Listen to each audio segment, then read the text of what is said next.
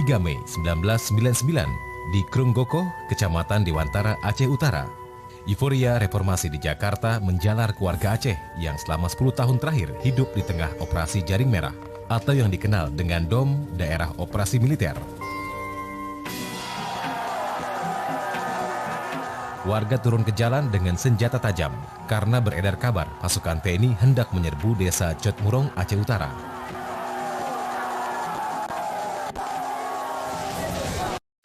Pelanggaran HAM di Aceh oleh kelompok 3, check it out. Nah, sebelum itu kita perkenalkan dulu satu persatu teman-teman dari kelompok 3. Oke?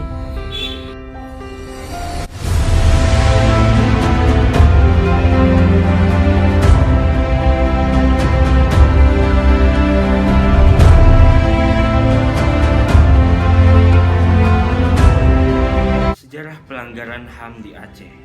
Konflik yang berlangsung di Aceh merupakan konflik bersenjata yang berlangsung paling lama di bumi Pertiwi. Konflik tersebut mencapai titik temu di bawah kepemimpinan Presiden Susilo Bambang Yudhoyono dan Wakil Presiden Yusuf Kala pada periode 2004 sampai dengan 2009 yang memutuskan gerakan perdamaian antara Gerakan Aceh Merdeka yang difasilitasi oleh Krisis Manajemen Initiative di Helsinki, Finlandia melalui penandatanganan MOU pada tanggal 15 Agustus 2005.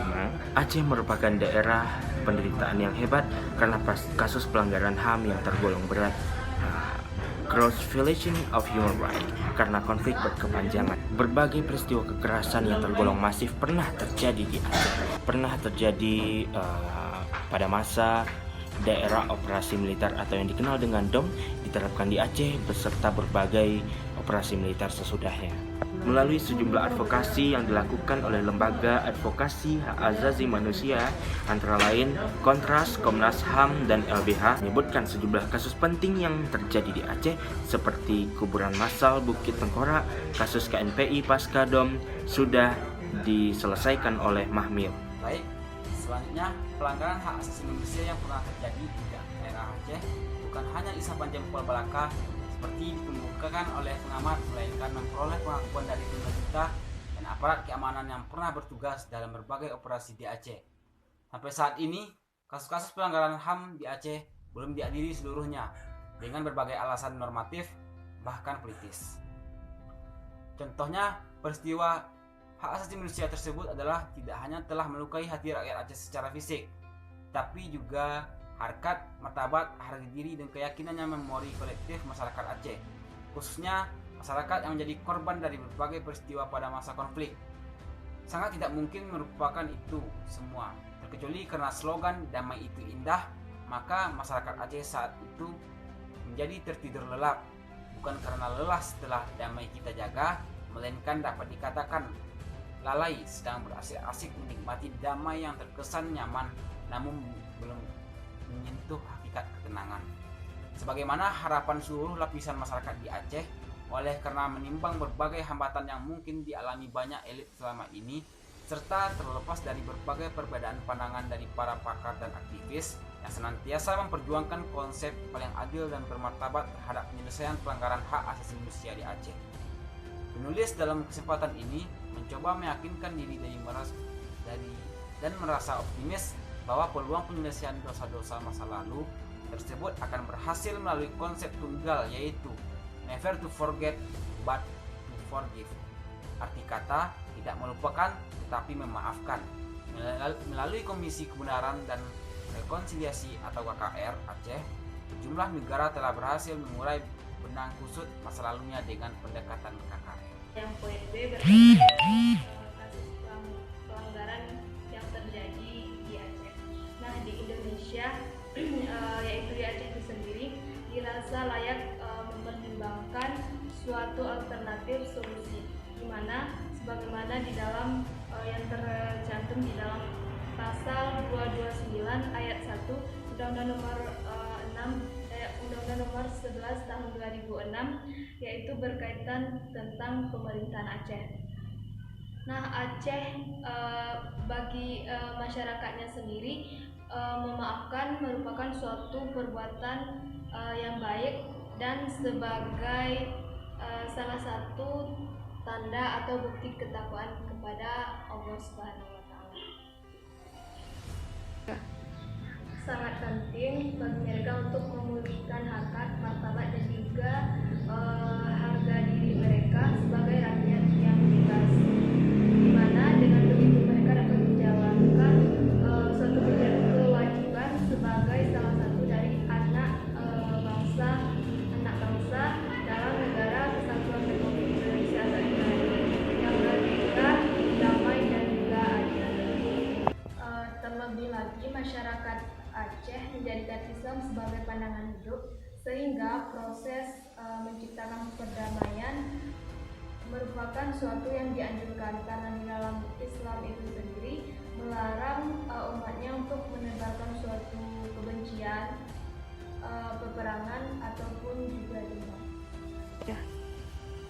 Oleh karena itu, usaha rekonsiliasi sangat dibenarkan dengan tujuan yang jelas atas dasar pertimbangan kepentingan yang sama.